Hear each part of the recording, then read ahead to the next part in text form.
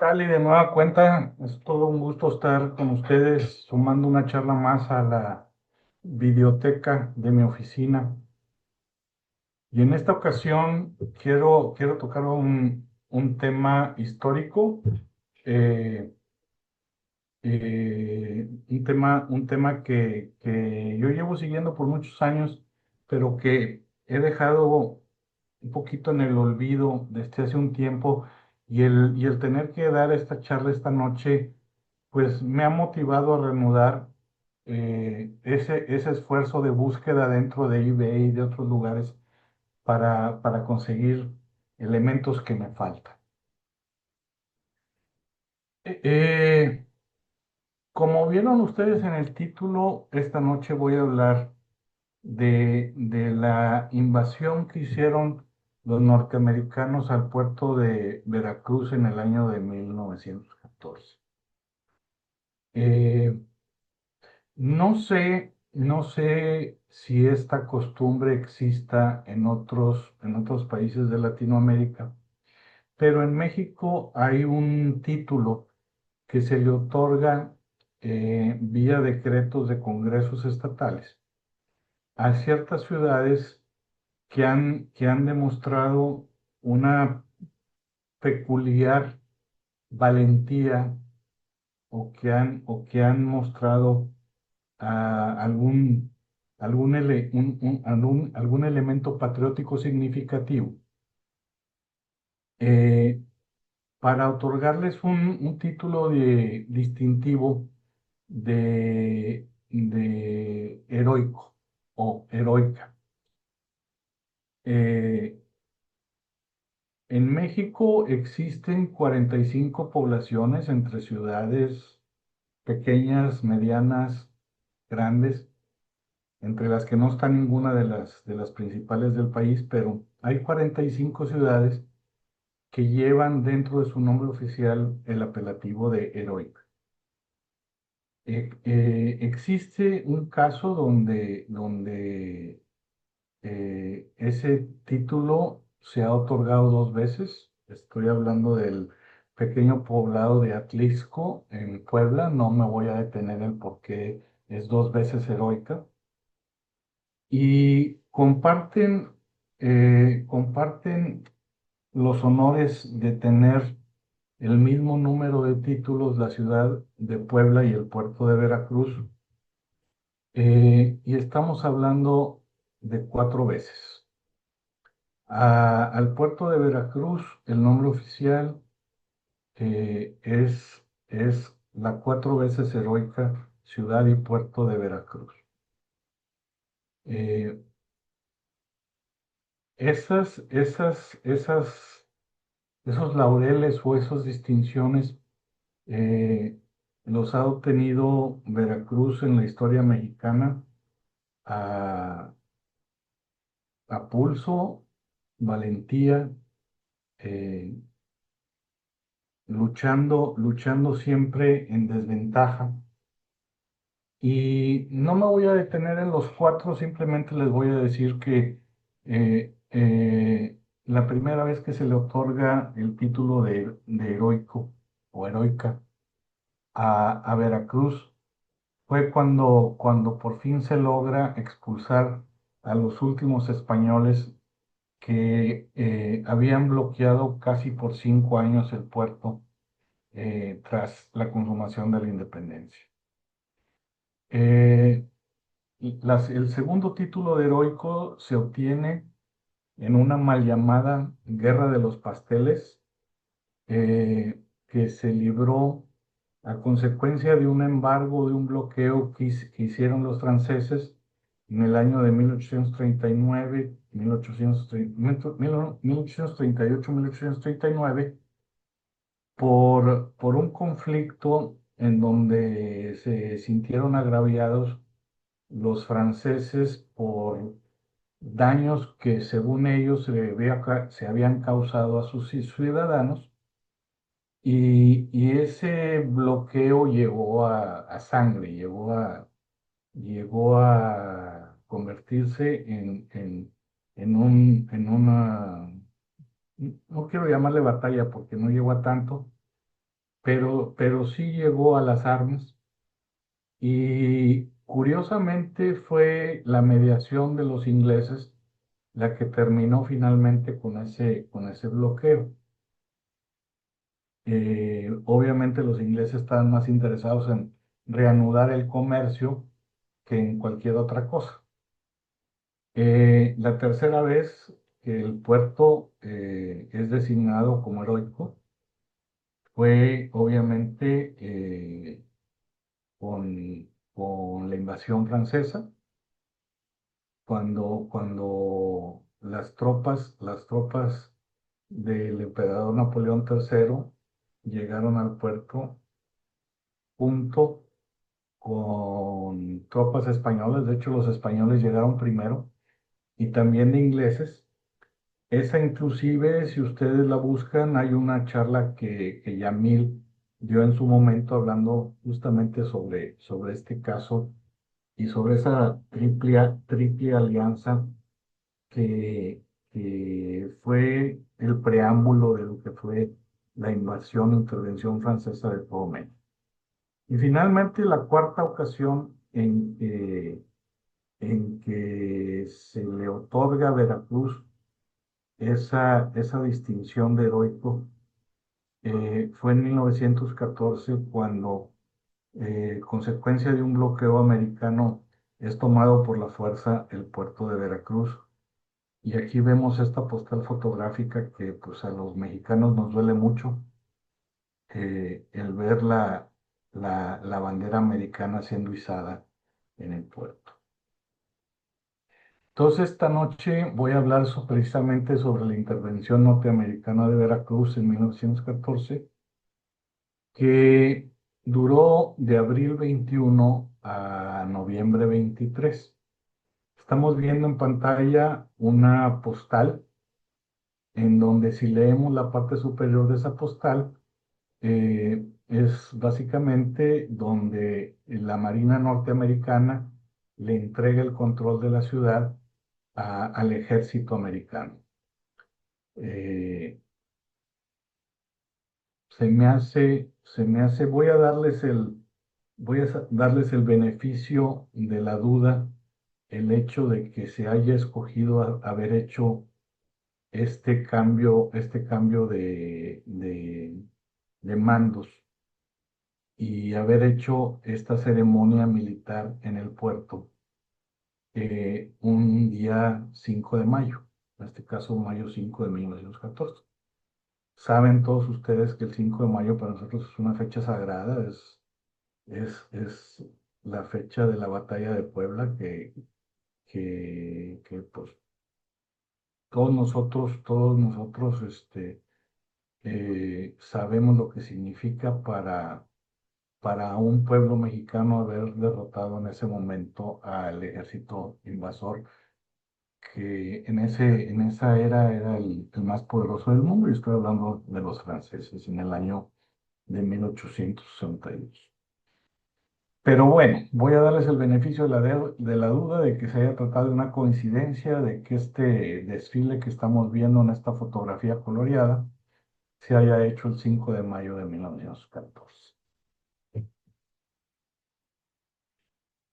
Ese título de heroico, quiero que ustedes vean esto. O sea, estamos viendo una foto aérea de la Armada Americana bloqueando el puerto de Veracruz, y de cómo en 48, un poco más de 48 horas, calle por calle, eh, hicieron frente unos pocos soldados, unos pocos civiles armados a, al ejército que ustedes están viendo en la parte superior derecha. Eh, si ustedes me dicen que ese título de heroico no es bien merecido por el puerto de Veracruz y sus habitantes, no entiendo qué se hubiera esperado. O sea, ante esta avalancha de fuerza militar, el encontrar el valor de hacerle frentes y no medir consecuencias, en lugar de salir corriendo para la sierra y perderse, se requirió de un valor extremo pues muy honorable. Para estos años ya la prensa, ya los periódicos, la fotografía y fotojornalismo ya estaba en boga, entonces ya hay documentación y fotografías en que se ve esa lucha que se dio esos días nefastos. Sin embargo, vamos a salirnos de Veracruz porque el origen de este bloqueo del puerto eh, no tuvo su origen ahí, lo tuvo más al norte en otro puerto que también fue bloqueado. Sin embargo, no prestó resistencia a la hora de que llegaron los navíos americanos a tomar el puerto y fue simplemente tomado. Y estamos hablando de Tampico. ¿Por qué era Tampico? Y más que Tampico, yo diría la ribera de ese río Pánuco, tan importante para los americanos en esa época. Es simplemente porque aquí empezaba a ser importante el petróleo y los americanos sabían que necesitaban ese petróleo y iban a cuidar ese petróleo como pudieran, porque era vital para sus intereses. Tanto el capital americano como el capital inglés estaba muy invertido en esa zona del río Pánuco y en esa época temprana de extracción de petróleo, la zona del río Pánuco, esa zona que vemos ahí alrededor de Tampico, rivalizaba con Arabia Saudita en cuanto a la extracción de petróleo para consumo de la creciente y demandante industria en Estados Unidos. Entonces, el valor de mantener ese suministro de petróleo para Estados Unidos era de la mayor importancia. Eh, los americanos norteamericanos son buenos para encontrar cómo intervenir, encontrar la manera de inmiscuirse en un conflicto. Recordemos que en esta época México estaba en plena revolución. ¿Qué ocurrió el 9 de abril de 1914?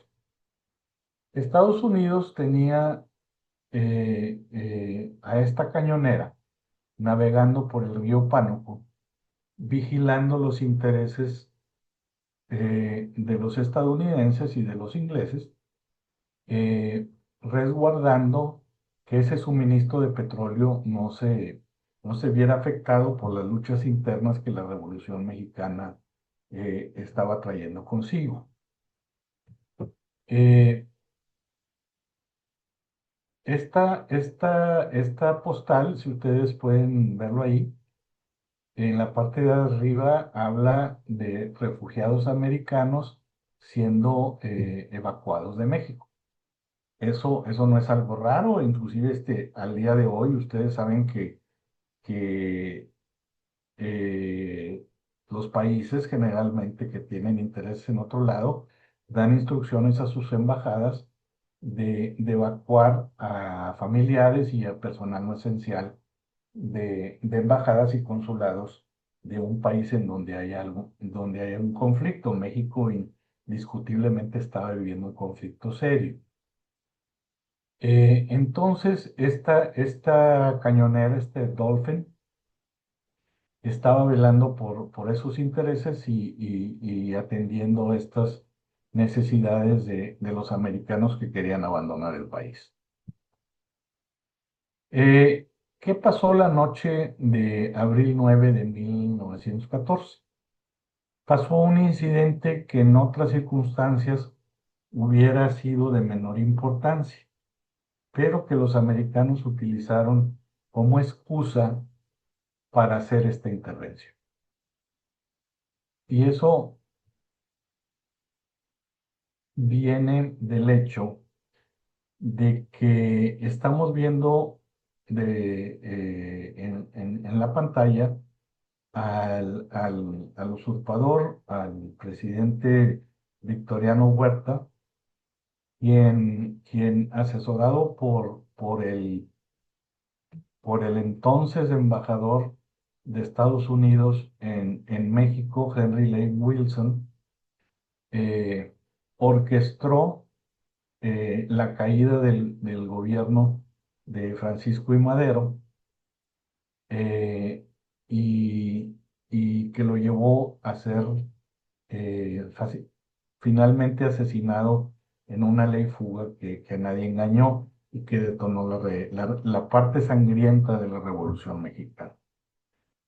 Eh, Cuando entra el presidente Woodrow Wilson a la Casa Blanca, que entre paréntesis no tiene ninguna relación familiar con Henry Lee Wilson, se entera que los informes que este personaje, que este Wilson, estaba mandando a Washington eran ficción, era inventados por él, o cuando menos con un matiz exacerbadamente canteado hacia los intereses eh, eh, que él tenía en una visión para llevar a Victoriano Huerta a la presidencia.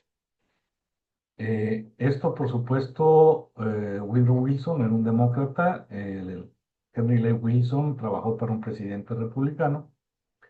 eh, Entrando Woodrow Wilson a la presidencia, inmediatamente quita a este embajador de México, lo sustituye y, y da un giro de 180 grados la política de Estados Unidos, y en lugar de apoyar al gobierno de Victoriano Huerta, al contrario, su interés se convierte en quitarlo, en sacarlo. eh, en- se le puso un embargo de armas a México que no estaba funcionando porque se estaban triangulando esas ventas a través de Alemania. Entonces necesitaban ellos de una excusa para apoyar a las fuerzas revolucionarias a tirar a este personaje de la presidencia. Y aquí les voy esto lo encontré en internet, pero resume muy bien lo que pasó el 9 de abril. 9 marineros del USS Dolphin desembarcaron a las riberas del río Pánuco con destino a Tampico para ir a buscar pues, cosas que necesitaban, suministros.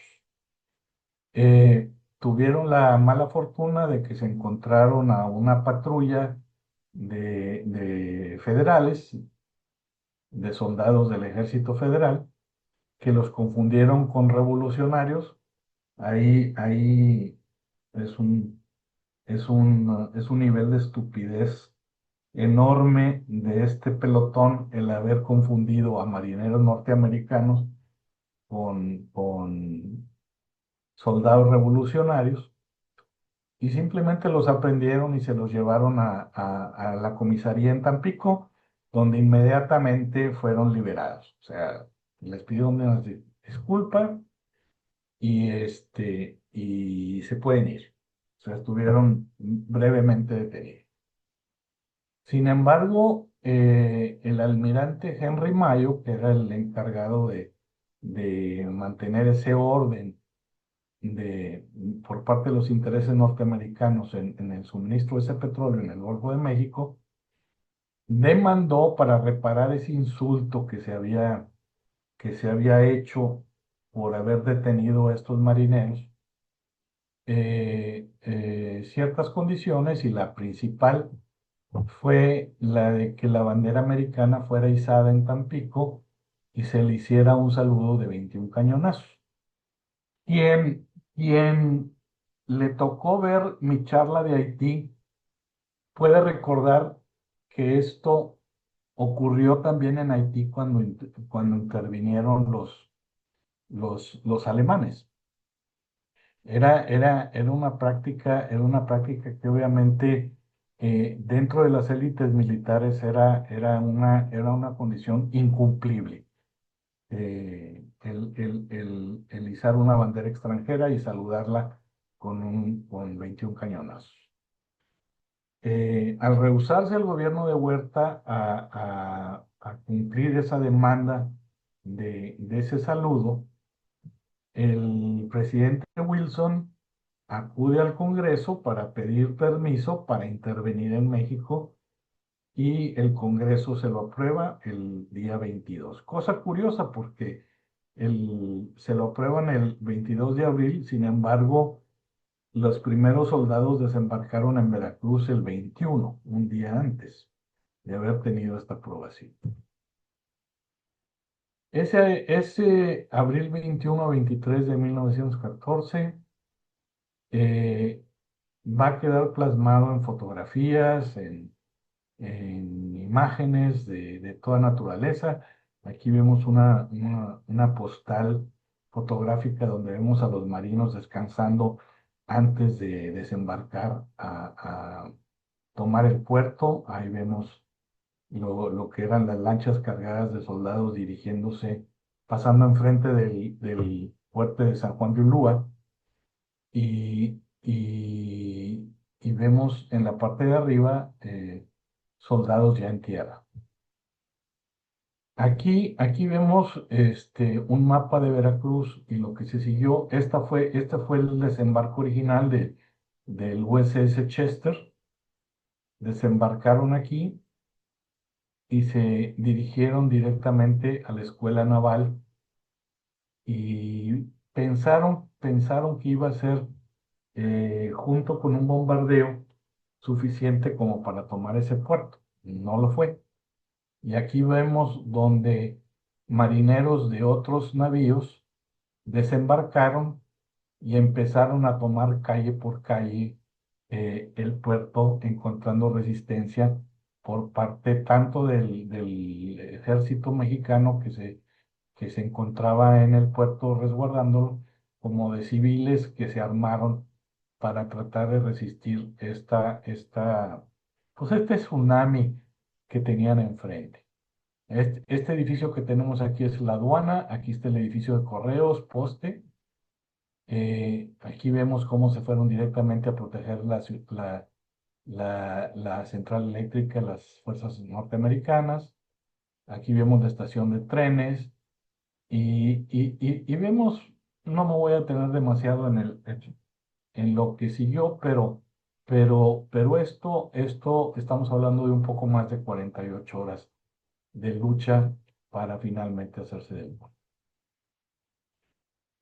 Por supuesto, los cañones de los barcos ayudaron y fue la condición en que quedó la escuela naval del puerto, que fue la que recibió más daño. Y aquí vemos algunos de los heridos y aquí vemos prisioneros mexicanos que están siendo conducidos al fuerte de San Juan de Ulúa, que los americanos transformaron en un centro de detención. Aquí vemos otra postal de donde ya el ejército, ya no los marinos, ya no perdón, los marineros, estaban luchando, sino ya fue cuando el ejército ya había tomado el control del puerto. Ya entrando en la parte filatélica, ahora sí ya me desahogué en cuanto a darles los antecedentes históricos. Vamos a entrar ahora sí a la parte filatélica. Se tardó un tanto Correos en tomar esta decisión en cuanto a no aceptar correspondencia proveniente del puerto franqueada por timbres norteamericanos y ni siquiera por timbres mexicanos que fueron incautados por las fuerzas invasoras. Aquí en el periódico del 2 de junio se notifica que se tomaría como cuenta, como porte sin pagar y se cobraría la tarifa eh, doble que corresponde a la multa por una carta que llega sin prepago. Eh, es una cosa importante el hacer notar que a pesar de esto, a pesar de esta invasión, de tener los americanos el puerto, tanto Veracruz como Tampico, eh, la comunicación vía postal no fue suspendida, continuó. eh, el ejército mexicano saboteó las vías férreas saliendo de Veracruz para que los americanos no pudieran usarlas y avanzar más adentro de lo que sería el puerto, pero como quiera sí se encontró la manera de llevar correo desde el puerto al interior del país y hacia el puerto. Vamos a entonces a estudiar las marcas postales que se usaron durante esta intervención. Aquí vemos el hermoso edificio de correos eh, de Veracruz. Tengo que confesar que tengo tiempo de no ir a Veracruz y no puedo decir si todavía está tal cual, pero podemos ver la importancia que tenía Correos y la importancia que tenía Veracruz en ese época. Ahora sí, hablando ya de marcofilia, podemos ver esta primera marca, que es básicamente un sello fechador eh, con un sello mudo de barril, con un número 1. Esta es una tarjeta un entero postal americano de una correspondencia a Ciudad de México. No se le reconoció, obviamente, el porte. Hubieran sido 2 centavos para una tarjeta, se le cobró doble. Esta marca con el 1 es, digamos, de una rareza intermedia, no es difícil encontrarla. La que vamos a encontrar con más frecuencia, y de hecho es más común, es la misma pero con el número 2. Esta sí se encuentra con algo de frecuencia, con bastante frecuencia. Aquí vemos US, United States Military Agency. Mail Agency, perdón, Mail Agency, en Veracruz, en México.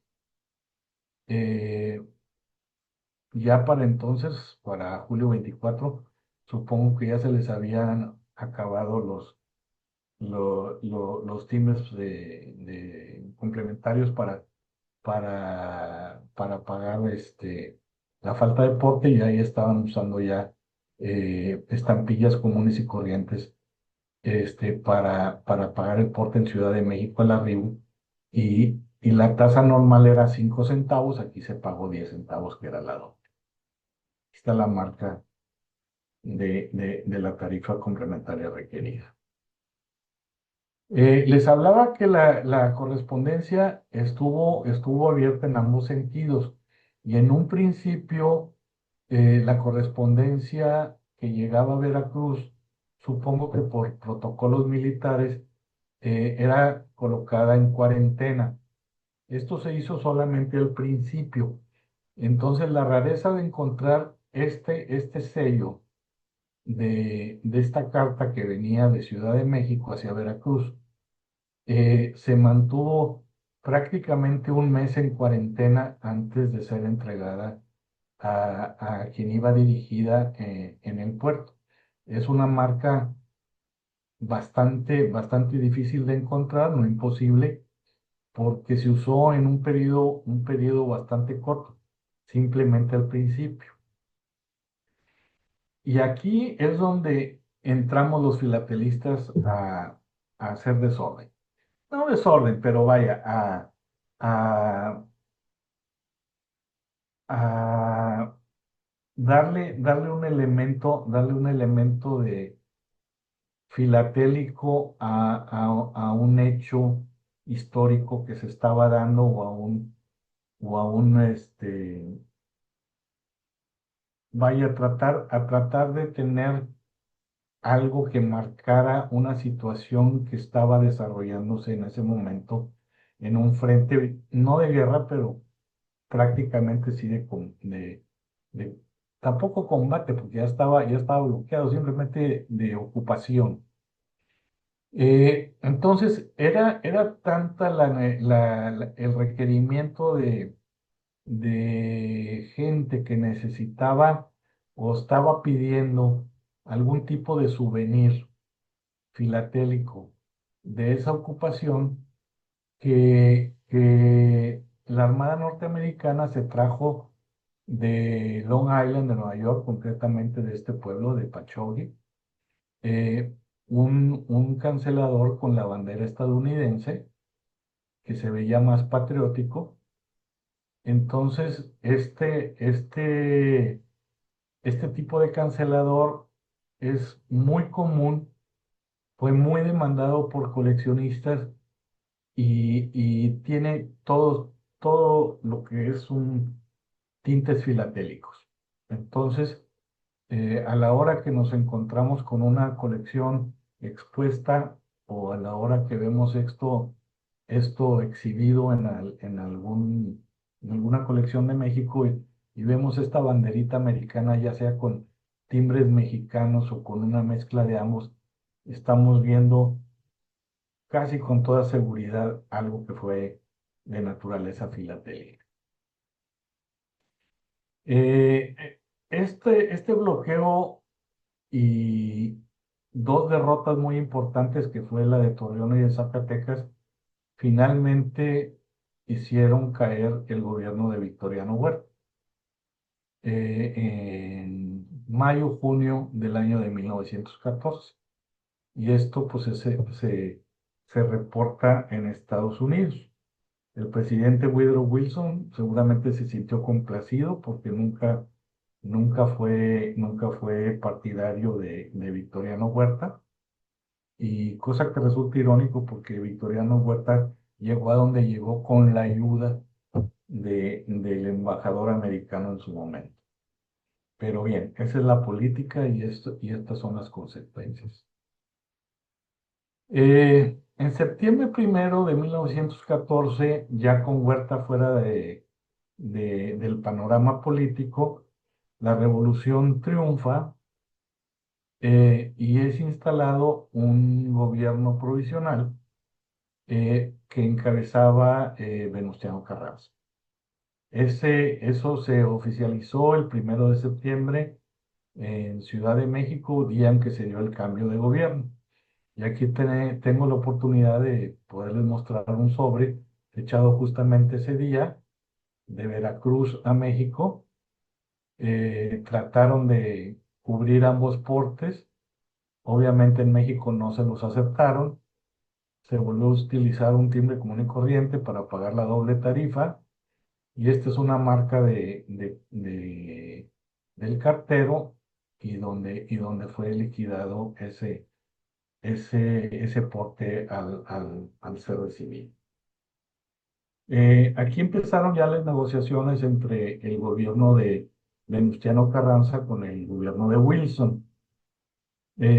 Venustiano Carranza era muchas cosas y una de ellas era que le caían muy mal los americanos. Sin embargo, era pragmático, sabía que necesitaba negociar con los americanos y eventualmente llegó a un acuerdo con ellos para un eventual desalojo tanto de Veracruz como de Tampico de esas fuerzas militares. Y como parte de esa negociación fue el que se surtió a la oficina de Veracruz con timbres carrancistas. Esta sobremarca de gobierno constitucionalista son timbres del presidente Carranza. Se surtieron ya a Veracruz. Supongo que el ejército americano, como parte de esas negociaciones, le cubrió a Correos de México el porte de estos timbres Entonces aquí ya se dejó de usar tarifa complementaria y ya son los 5 centavos de un porte normal.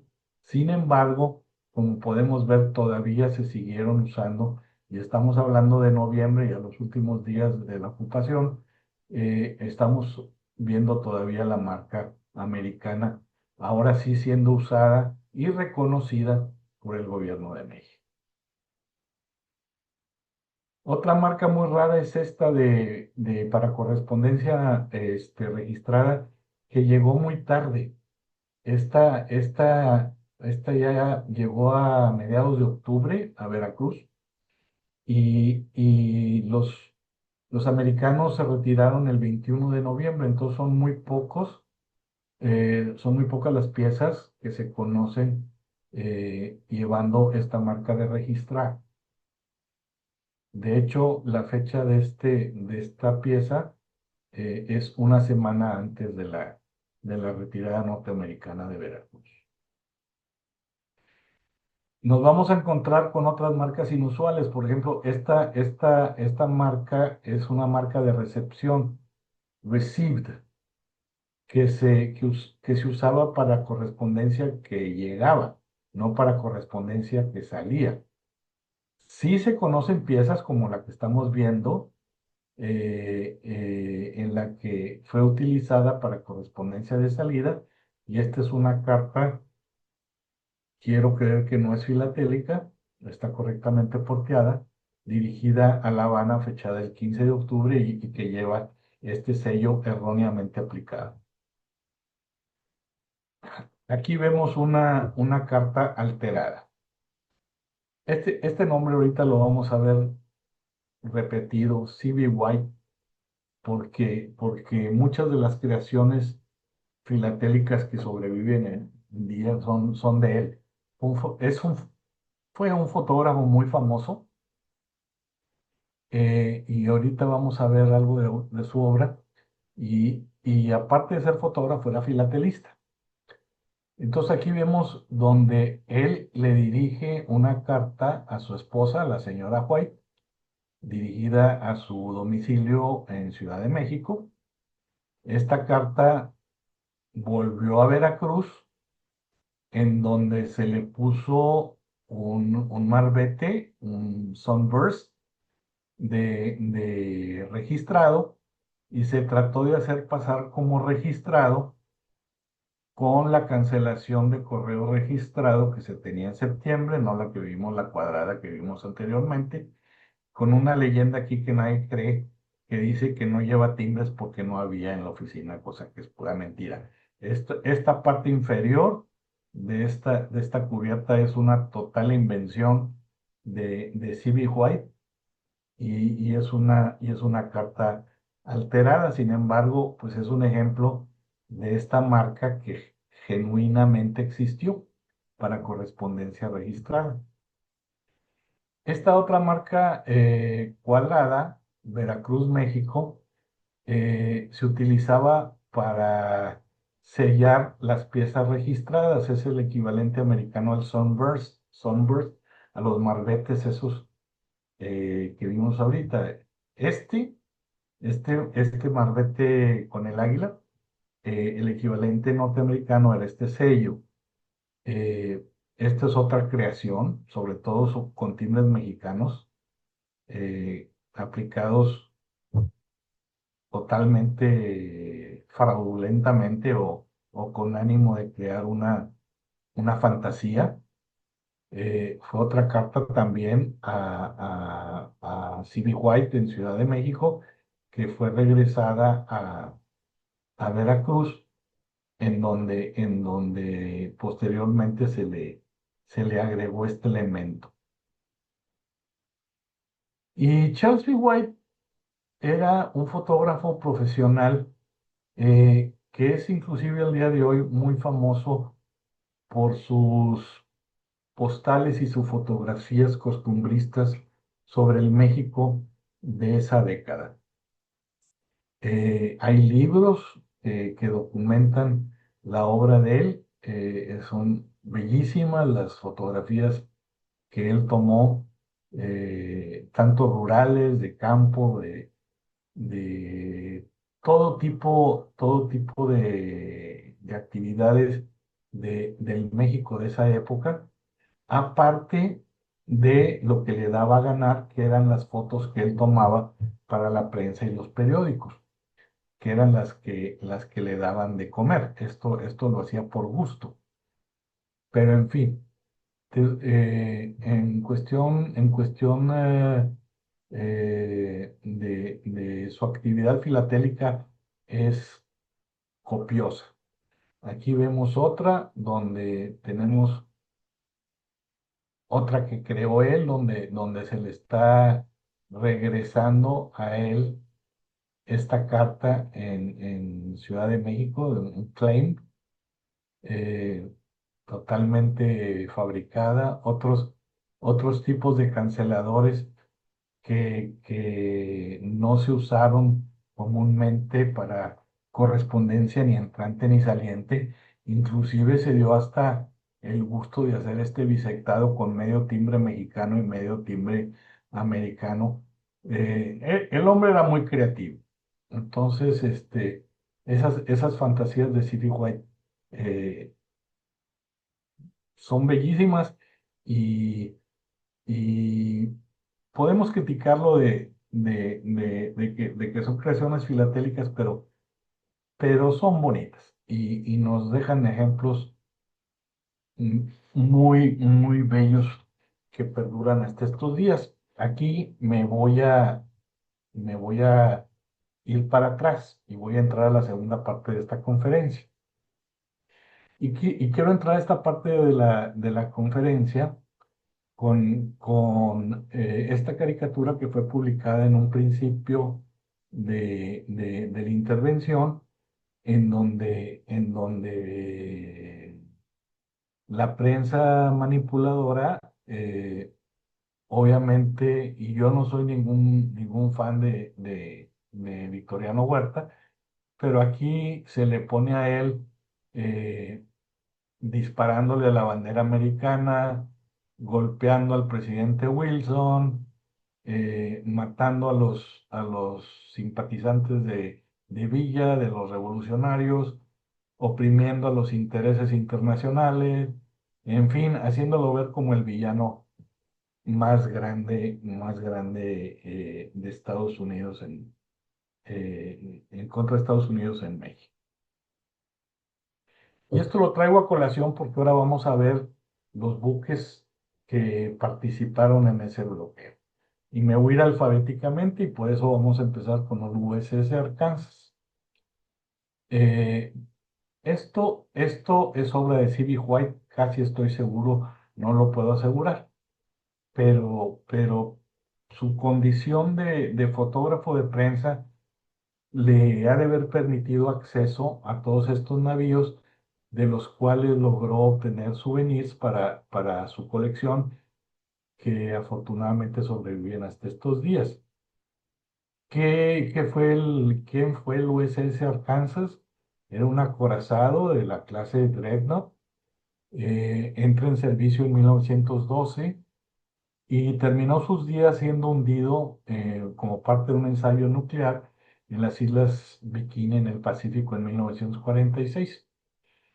¿Cómo participó en el bloqueo? Estuvo desde abril hasta septiembre. También acciones notables, fue que participó en la invasión de Normandía en el día D en 1944.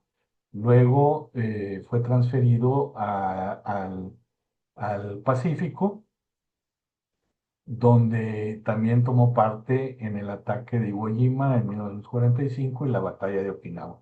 1945, una gran participación de este acorazado. El Connecticut, este es el que dio origen al tipo, o sea, el USS Connecticut es un acorazado tipo Connecticut. Fue puesto en funcionamiento en 1906, se decomisó en 1922 y fue vendido como chatarra por $42,750.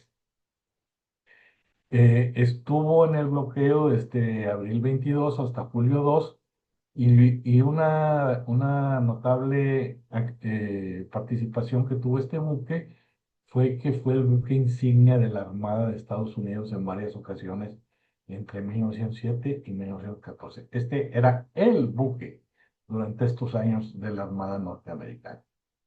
No he podido conseguir, no he podido conseguir alguna marca de, de, de este acorazado en los días que estuve en Veracruz, pero tenemos aquí una postal que fue utilizada el 9 de mayo del 14, que es durante la época en que estuvo como parte del bloqueo, y sí tengo esta postal en donde vemos a marineros del acorazado combatiendo el calor del puerto de Veracruz, saltando al mar desde uno, pues no sé, de sus cañones o de sus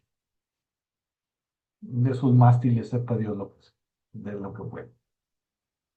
Otro acorazado fue el Delaware, también del tipo Dreadnought.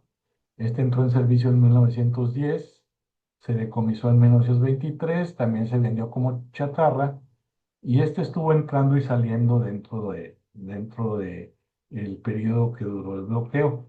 Y aquí vamos a ver mucho este par, donde vemos un recuerdo, porque quiero llamarlo recuerdo, con la cancelación que utilizó para correspondencia enviada dentro del barco, el USS Delaware, uno con un timbre americano, uno con un timbre mexicano.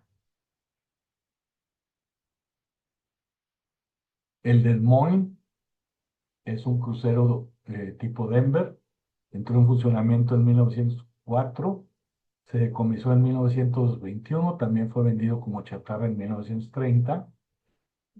También formó parte del grupo en varias ocasiones, no fue una presencia constante. Y aquí vemos otra vez el mismo parecito de recuerdo donde tenemos un timbre americano y un timbre mexicano con el cancelador del bar. Y esta es una pieza que a mí me gusta mucho porque es una pieza del barco que empezó todo, donde empezó todo. De esta cañonera fue de donde desembarcaron los marinos que iniciaron todo el conflicto. Vemos aquí la cancelación del barco, junio 25, es de 1914, perdón, junio 14 de 1914. Esto es durante el bloqueo. Entonces es una pieza que pues para mí es valiosa y difícil de encontrar, por lo limitado del correo que debió de haber manejado esta cañonera. Aquí tenemos otro acorazado, el Florida, eh, que fue el que le dio el nombre a su tipo. Entró en servicio en 1911 y decomisado en 1931 para ser vendido como chatarra. Este participó en el ataque de Veracruz en abril 21. De este acorazado sí desembarcaron tropas para luchar en tierra y permanece en aguas mexicanas hasta julio. Este acorazado fue el que transportó al presidente Wilson a Europa cuando viajó allá para firmar el armisticio que dio fin a la Primera Guerra Mundial. Lo que pude conseguir fue esta cancelación de marzo. eh, sí trae Veracruz, México. Entonces esta debió de haber sido una visita previa al bloqueo, en donde se envió una carta desde el puerto, y como es costumbre en la Marina, se pone el nombre del puerto de donde se envía, Veracruz, México, pero sí la fecha es un poco más de un mes antes de que iniciara el bloqueo formal. El Georgia es un acorazado clase Virginia de 1906, que fue cuando entró en servicio, estuvo hasta 1920, también se vendió como chatarra finalmente. Y este fue otro que también estuvo patrullando las costas mexicanas desde enero de 1914, obviamente cuidando de que esos intereses petroleros no se vieran afectados. Por si ustedes tienen dudas, estas torres metálicas que se ven aquí es el sistema de comunicación, eh, las, el wireless que, que eran las antenas con las que se equipaban estos barcos en esa época. Esta tarjeta postal está fechada en enero de 1914, meses antes de que se iniciara el bloqueo, pero sí está fechada en Veracruz. Entonces, esta es una postal previa. El New Hampshire es otro acorazado también de la clase Connecticut. También entra en operación en 1906. Se vende en 1923 como chatarra y participó en el bloqueo de abril a junio y de septiembre a octubre. Aquí lo único que he conseguido para mostrar el tipo de cancelación de este acorazado lo más que me ha acercado es a 1911, julio de 1911. No en Veracruz, pero lo tengo como muestra del tipo de cancelador que manejaba este barco. El New York. Este es el acorazado que dio origen a su clase. Entró en servicio en 1914, ese mismo año estaba nuevecito. Y también fue otro de los barcos que terminó sus días en un ensayo nuclear en las Islas Bikini en 1946. En julio arriba a Veracruz y toma la bandera de insignia. Cuando llega a Veracruz, la buque insignia, la insignia es trasladada a este barco y aquí permaneció hasta el término de la intervención. Fue también buque insignia de la flota americana en el Mar del Norte durante la Primera Guerra. Este acorazado encabeza la invasión de Noráfrica, desembarco de los americanos en Marruecos en 1942, y también es llevado al Pacífico, donde participa también en Iwo Jima y Okinawa. Otra vez el par de timbres mexicanos y el timbre americano en estos recuerditos que yo creo que C.B. White coleccionó en su momento. Aquí tenemos al Delaware, al North Dakota, perdón, al North Dakota, que es un acorazado clase Delaware. Entra en servicio en 1910 hasta 1923 y sirvió como un buque de prácticas de tiro hasta 1931.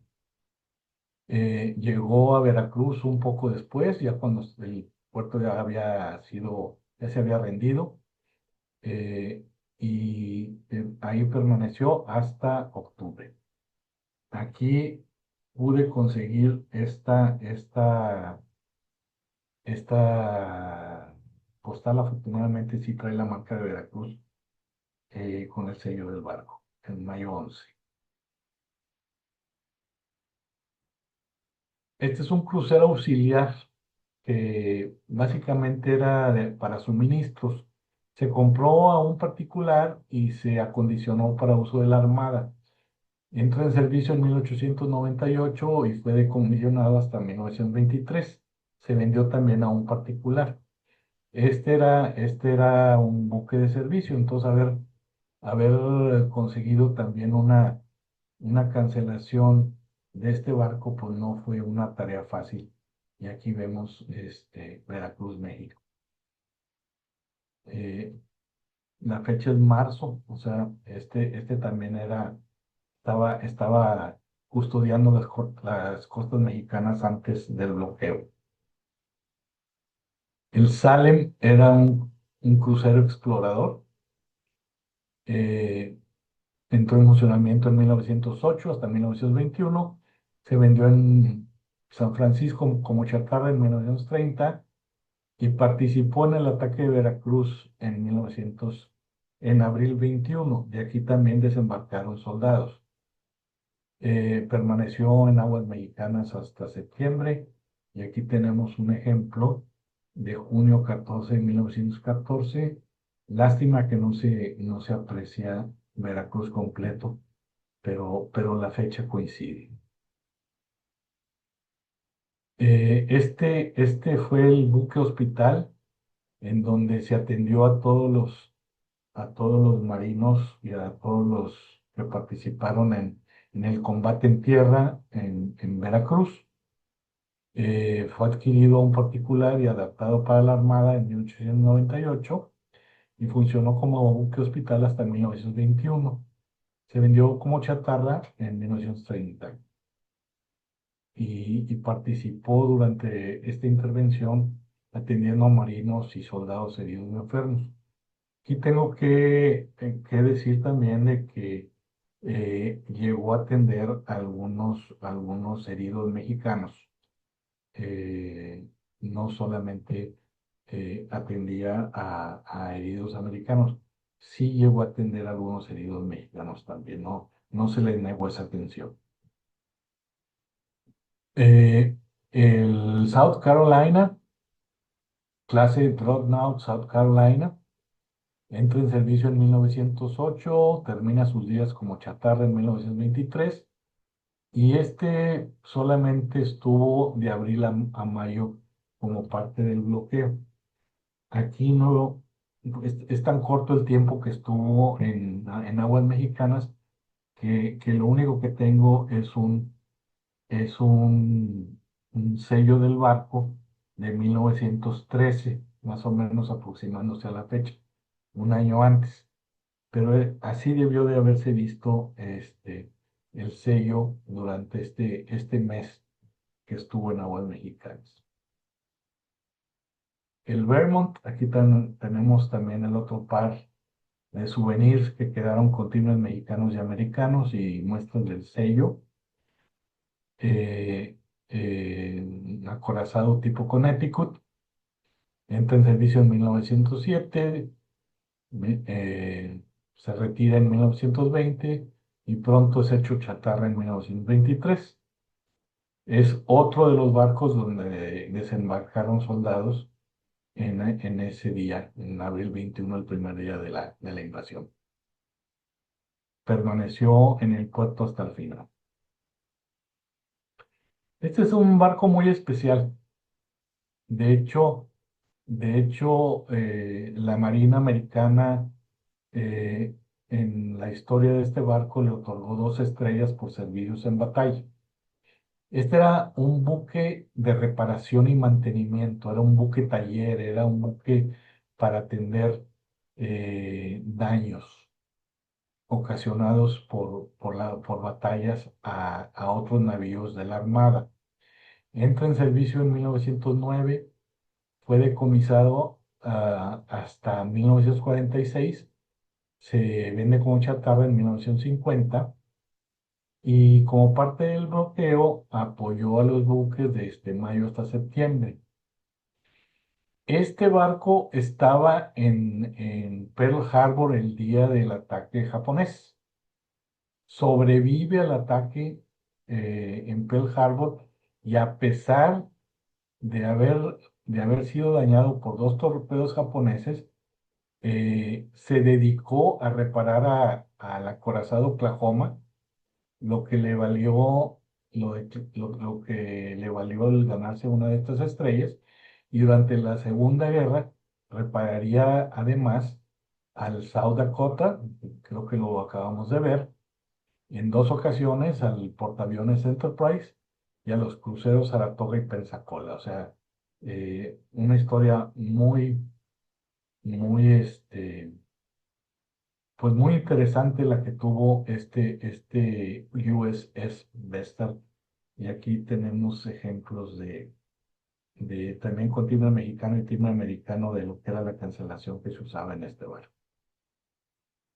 El Virginia, otro acorazado de 1906, que fue decomisado en 1920, también es otro que sirvió como blanco para prácticas de tiro y fue hundido como consecuencia de esas prácticas de tiro cerca de Cape Hatteras en North Carolina.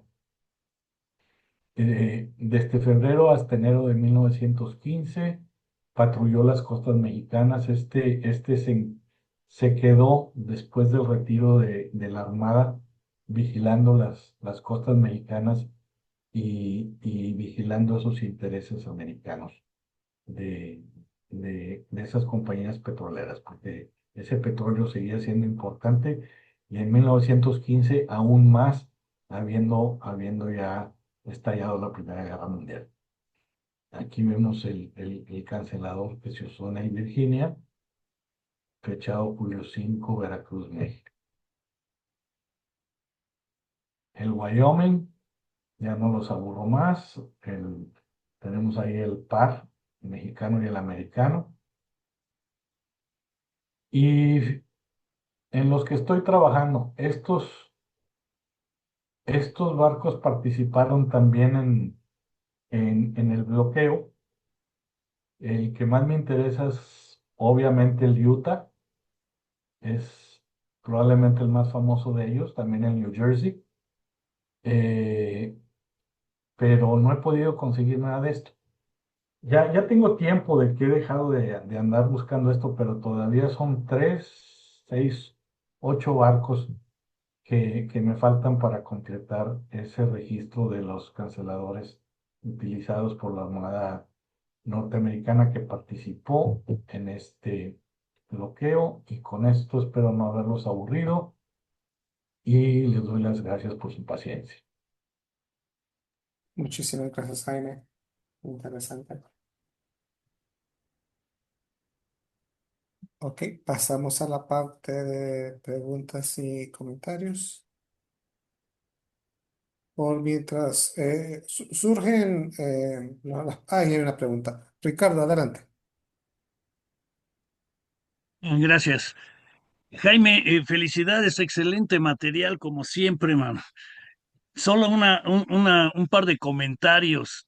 Una de tus tarjetas que pones al principio no corresponde a Veracruz, es donde está un caballo muerto por ahí tirado con otros cuerpos. Esa es de la decena trágica, ¿sí?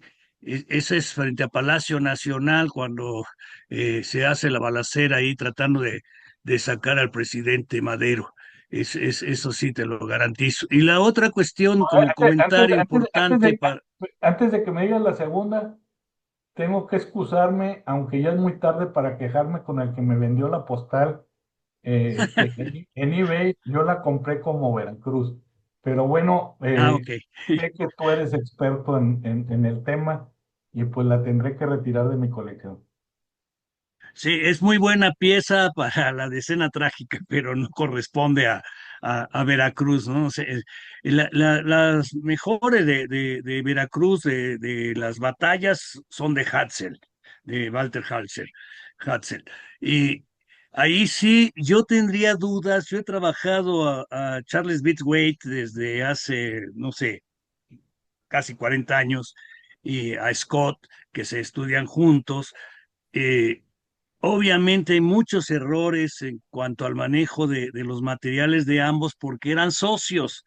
Entonces muchas de sus fotografías son de uno o de otro. Pero yo en lo particular no ubico ninguna toma de él en Veracruz en ese periodo. La correspondencia que existe hacia la familia de Charles Waits me parece justo que va membretada con sus datos y todo, pero es porque ellos tenían una finca ahí en Veracruz. Entonces les escribían de su finca a Ciudad de México. Entonces, por eso aparecen membretadas. Yo no reconocería esa letra como de Wade, ¿sí? Entonces, ahí te dejo eso para buscarlo. Hay mucho material de él en la Fototeca Nacional. Aquí en casa nosotros tenemos, no sé, unas mil y pico de No, fotografías originales y a lo documentos mejor de él. eran encargos, porque sí era filatelista. Sí, sí, no, yo eso no te lo Entonces discuto. a lo mejor eran encargos que él le daba a algún colega, Claro, a un exacto. colega en Veracruz diciendo, hazme favor y consígueme esto y consígueme esto y Eso consígueme sí esto. te lo acepto. Sí, pero es algo para precisarlo, ¿no? O sea, no me Ujú. atrevo a decirte que es totalmente falso eso, pero conociendo el material de Wade desde hace muchos años y su letra y demás, creo que no fueron de su factura, Bueno, sino no, para dirigidas a él, ¿sí? bueno, Que sí, eso es, a no, final de cuentas, muy importante. cuidado, cuidado con usar la palabra falso. O sea, no son falsos, no es Son de caligrafía su de él, factura. Sí, sí, no es caligrafía de él, pero las claro. piezas son genuinas. Así, sí, no, no, yo no discuto la calidad de las piezas, ¿no? Ni que Ajá, hayan sido armadas por algún filatelista, ¿no? O sea, ajá. o bajo encargo de algún filatelista como él, ¿sí? Sino que yo creo que no fueron elaboradas por él. La fotografía que mencionabas del barco, yo creo que quien tenía acceso a los barcos, y eso lo puedes platicar con Susan Frost, que obviamente es la experta en Hatzel, ¿sí? Era Hatzel quien tenía acceso a los barcos, a todos los barcos en general, y fue el fotógrafo principal de la invasión en ese sentido, porque estaba aposentado ahí en ese momento, ¿no? Después llegaron ya más tardíamente otros como Manuel Ramos, etcétera, pero no, no de tanta importancia como Hatzel, ¿no? O sea, pero la verdad es que tienes una colección excepcional, me encanta. He trabajado ese periodo, me parece un trabajo verdaderamente enriquecedor. Muchas gracias, manito. Gracias, Ricardo.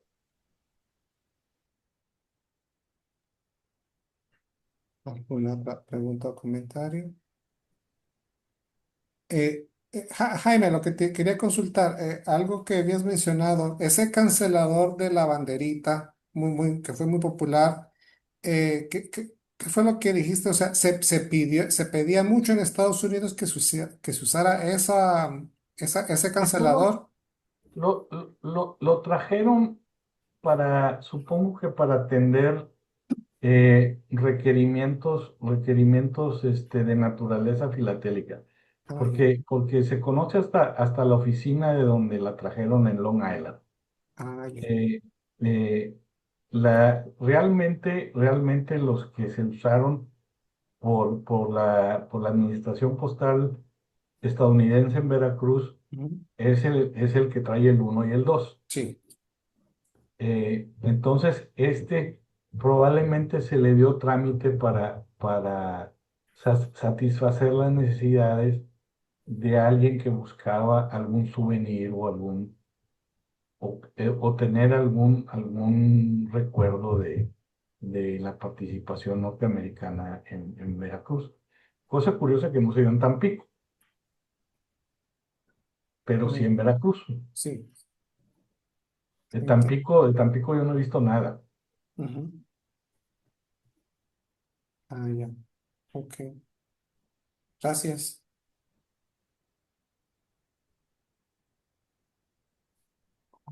Mm.